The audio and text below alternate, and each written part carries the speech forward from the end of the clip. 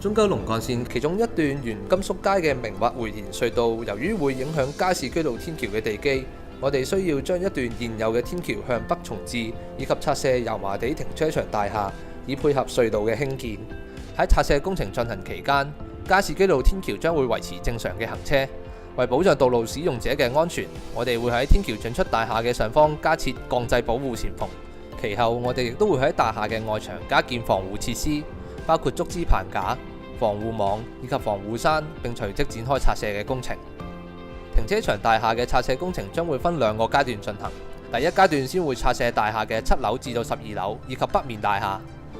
當第一階段嘅拆卸工程完成之後，喺騰出嘅空間會建造一段新嘅加士居道天橋。之後，現時彌敦道至渡船街嘅一段加士居道天橋嘅交通將會改道去新橋上面。當交通改道至重置嘅加士居道天橋之後，停車場大廈剩餘嘅拆卸工程將會隨即展開。其後，一段長約300米嘅現有加士居道天橋將會拆卸以及重置，